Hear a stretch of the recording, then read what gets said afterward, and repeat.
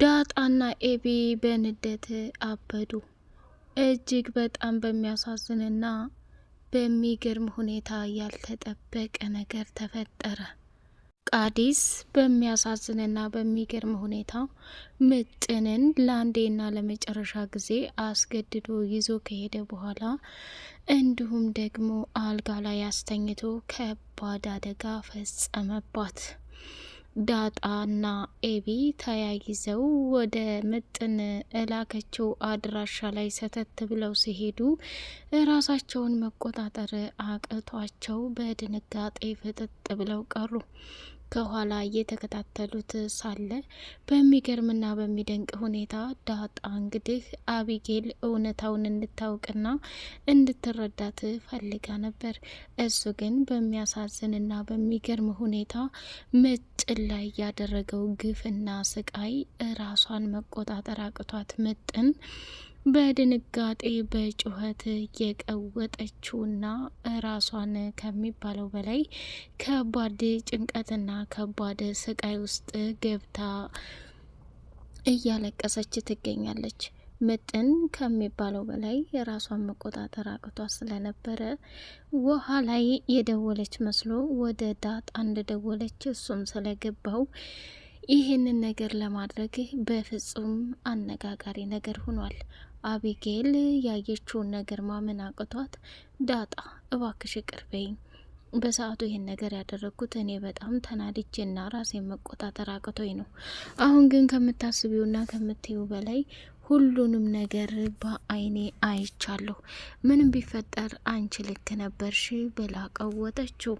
ዳጣ ለአንዴና ለመጨረሻ ጊዜ የተፈጠረውን ነገር ለአቢጌል ማሳየት ስለፈለገች አቢጌልም ደግሞ ቃዲስን ስለምትወደውና ስለምታፈቅረው እንዲሁም ይረዳኛል ብላ ስላሰበች እውነታውን ዘርግፋ ስታሳያት እጅጉን በጣም ደነገጠች። ምጥንም እጅግ በጣም መቆጣጠር አቅቷት የተፈጠረውን ነገር በሙሉ ለዳጣ አስቀድማ ስለተመካከረች ዳጣም የተፈጠረውን ነገር በሙሉ አቢጌል ሙሉ በሙሉ አይኗ እንድታየውና እየተፈጠረ ያለውን ነገር እንድትረዳ አድርጋታለች ማለት ነው። ምጥን እጅግ በጣም በሚገርም ሁኔታ በጥንቃቄ የተሰጠችውን ስራ ለመፈጸም ቆርጣ ተነስታለች። ዳጣም እጅግ በጣም በሚገርም ሁኔታ አቢጌል ስለተቀየመቻትና እንዲሁም ደግሞ በሌላ መንገድ ስላሰበችው ያንን ሀሳቧን ለማስቆምና በፍጹም ኤቢ ይሄን ነገር እንደማታደርግና እንደምትሰራ ማየት እንዳለባት ዳጣ ለማሳመን ሞክራለች። ወይዘሮ ማርታና አቶ ደረጀ መታረቅ የሚባል ነገር የለም ብላ ስለደመደመች አቶ ደረጀም በናታንና በኤቢ በወሰኑት ምክክር ከቤት ወጥቶ እንዲጠፋና በፍጹም እዛ ቤት ተመልሶ እንደማይመጣ ወደ አሜሪካን ሀገር መሄድ ከፈለግሽ ልጆችሽን ይዘሽ መሄድ አለብሽ፣ እኔ አስቀድሜ መውጣት አለብኝ ብሎ ደብዳቤ ጽፎ አስቀምጦላት ነበር። ያንንም ደብዳቤ በሚገርምና በሚደንቅ ሁኔታ ካነበበች በኋላ እራሷን መቆጣጠር አቅቷት በከባድ ችግር ውስጥ ትገኛለች።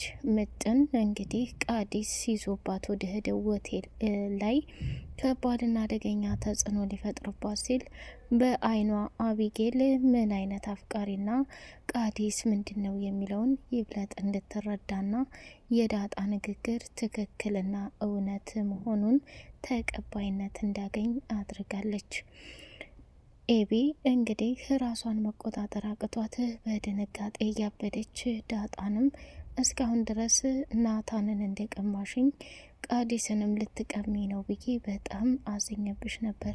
ለተፈጠረው ነገር በጣም ይቅርታ ኤቢዬ፣ ግዴታ እኮ ነው እህት ያደለሽ እንዴ? ልጠብቅሽ፣ እየሆነ ያለውን ነገር ልከላከልልሽ ግድ ይለኛል።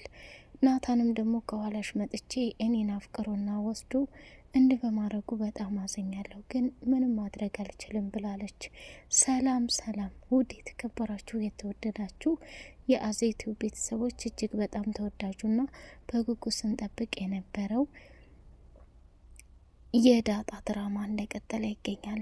ቻናሉን ላይክ፣ ሰብስክራይብ እያደረጋችሁ ለምታበረታቱኝ ውድና መልካም ቤተሰቦቼ አመሰግናለሁ። ክበሩልኝ። ዳጣ በመጨረሻ እውነትን ማጋለጥ ስለፈለገች የቃዲስን መጨረሻ አረጋግጣለች። ወይዘሮ ማርታ በድጋሚ አቶ ደረጀ የት ነው እያለች ስትፈልግና እየየ እያለች ስትሰቃይ አቶ ደረጀ ያለበት ሁኔታ በጣም አሳሳቢና ከባድ ሁኔታ መሆኑን በምንም አይነት ሁኔታ አልተረዳችውም።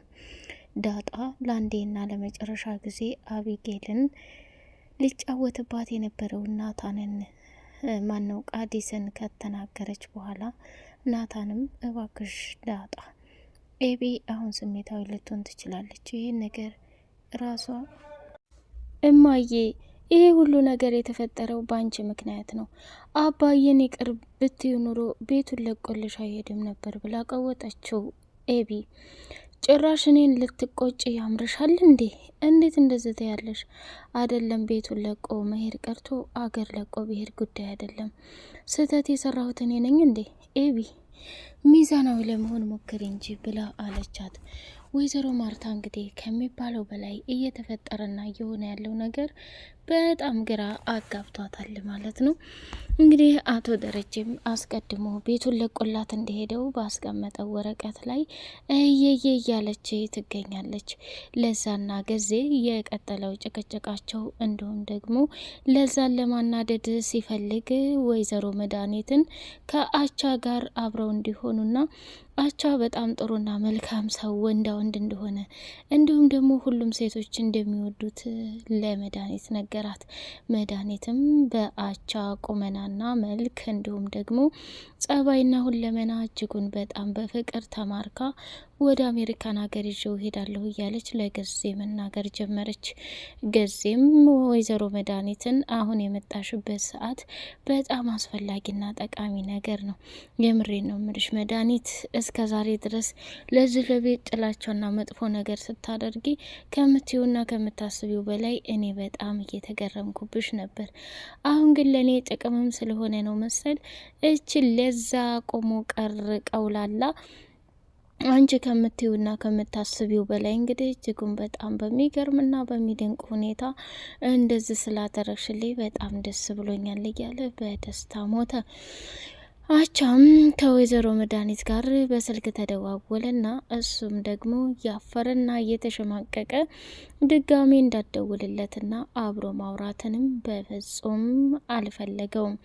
እንግዲህ ወይዘሮ መድኃኒትም ነገ ምሳ ተቀጣጥረን አብረን እንበላለን ብላለች። እንግዲህ ለዛም ደግሞ በጣም ስለተናደደችና በመድኃኒት ስለተበሳጨችባት ወደ ክፍሏ ገባችና ክፍል ልታጸዳ ምግቡን ላምጣልሽ ወይስ ሳሎን ትበያለሽ ብላ ስትላት መድኃኒትም ወይኔ እንዴት አባሽ ብትንቂ ነው እንዴት ብታደርጊ ነው እያለች ከሚባለው በላይ መበሳጨትና መናደድ ጀመረች። በመጨረሻም ባልታሰበና ባልተጠበቀ መልኩ አንገቷን ሴት አድርጋ ስታሰቃያት ዳጣ አንድ አጋጣሚ መጣችና ሰራተኛ ናት ብለሽ ነው እንደዛ አድርገሽ የምታሰቃያት? መድኃኒት እኔ አንቺ ታላቅ ነሽ ብዬ አክብሬሽ እንጂ አንቺን ሴት አድርጌ ይዤ መቀጥቀጥና መፈነካከት ጠፍቶኝ እንዳልሆነ እወቂ ብላለቻት። ዳጣ ጭራሽ እኔንም ለመደብደብና ለመማታት ሞከርሽ? ቆይ ደረጀ ምንሽ ነው ብላ ስትጠይቃት እሱ አንቺን ሊመለከትሽ አይችልም፣ እመኒኝ። አንቺ ደግሞ የማን ዲቃላ እንደሆንሽ የማጣራና አጣርቼ እውነታውን የምደርስበት ይሆናል። ከኔ ከመድኃኒት ምንም ነገር አያመልጥም። በእህቴ ላይ ሁላችሁም ስትጫወቱባትና መከራዋን ስታበሏት ዝም ብዬ ማይ እንዳልመስላችሁ ብላ ቀወጠችው።